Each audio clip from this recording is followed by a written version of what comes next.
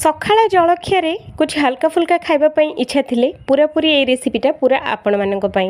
तो आज आम बनैबा पूरा तेल मसला पूरा कम रे मात्र 2 चामच तेल आउ अल्प टिके नाकु आमर घरे थिबा आलू 2टी आउ गोटे कप चूड़ारे।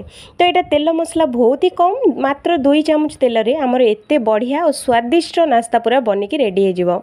तो चलते फ्रेंड्स आज आम बनैबा बहुत ही चटपटा नास्ता बनैबा स्टार्ट करिबा।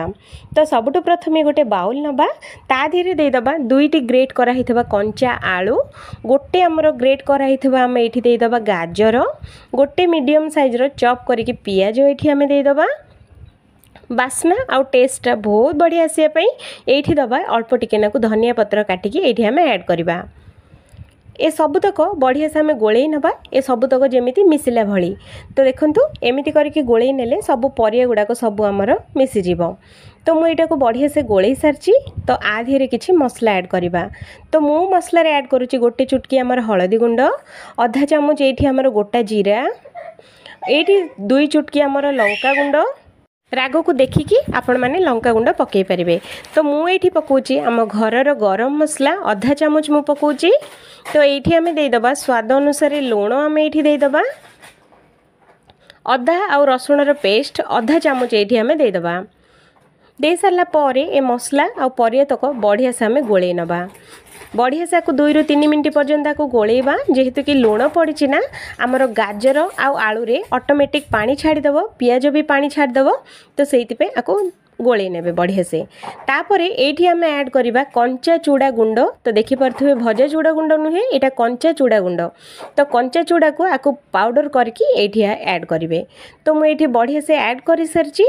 तो एगुडा को गोटे 2 ରୁ 3 मिनट पर्यंत आकु बढ़िया से आमे गोलेबा जेहेतु कि परिया रे पानी छाड़ी थिबो सेइति पई हमर जो तापर पानी जेतिकी दरकार सेतिकी आमे देखिकी पकई परिबा नहले एकातरे पकई देले बैटरटा पूरा पानी हे जिवो तो नष्ट हे जिवो। तो सेइति पई पानीटा को परे पकेबे फास्ट गोले नेबे। तो गोले देले जेतिकी पानी दरकार आमे जानि जिबा सेई अनुसार पानी आमे एठी ऐड करि परिबा। तो मोर 50% पानी रे एगुडा को बढ़िया से भिजी सारची। तो आउ 50% बाकी अच्छी।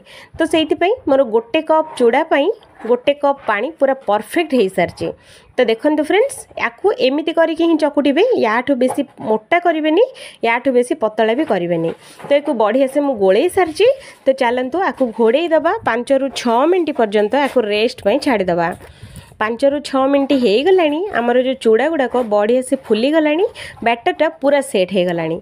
तो ता धीरू एमती छोट छोट खंड गुड़ाक आम नहीं जावा लेंबू साइज्र ताकू एमती हाथ में पेड़ा सेप्र आपको डिजाइन देदबा। तो देखो एमती करके देदेले देखिए सुंदर लगे और खावाई भी बहुत बढ़िया लगे। निहाती थरे बनातु आशा करुँचे वीडियोटा बहुत भल लगे। तो देखो फ्रेंड्स एमती करके आपको पेड़ा सेप्र सबुतक देदबा सबुतक एमती बनईकी प्लेट रे रखी नवा। तो देखो फ्रेंड्स मु सबुतक बनई सारी आ प्लेट रे आपको बाहर भी कर सारी। देखिए जी सुंदर लगुच खावाई याठू भी मजा आसीज। तो आम पैन बसैबा पैन रे तेल दबानी सेमिति ही पैन टाको मीडियम गरम हो सारा गोटे गोटे करके एठी आम देदबा। तो पैन रे जेतिकी आसीबो सेतिकी ही दबा अधिक टोटाल दबानी नहले आमको ओल्टेबाई असुविधा हो तापर आमर जलखिया गुड़ाक भांगी जीवो। तो सेइति मन करिकी आपण माने पैन रे जेतिकी आसीबो सेतिकी ही देबे। तो मु सबुतक दे सारची। तो एठी दे दबा गोटे चामच तेल। तो जेहेतु मु कहिछि तेल मसला पूरा कम ए रेसिपी रे तो सेइति गोटे चामच ही तेल देकी एगुड़ाक ओल्टेबा। गोटे पट साइड 2 ରୁ 3 मिनट छाड़ीदबा गोटे पट साइड रे बढ़िया से आमर फ्राए हो सारा आउ गोटे पट आम ओल्टेबा।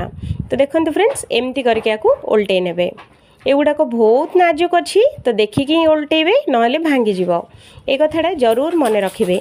ओल्टे सारा आउ आधा चामच तेल आम एठी देदबा दे सारा आपको ओलटे पलटे ओल्टे पलटे आपको पूरा 2 साइड जाक पूरा क्रिस्पी आ करारा है पर्यंत आपको भाजवा।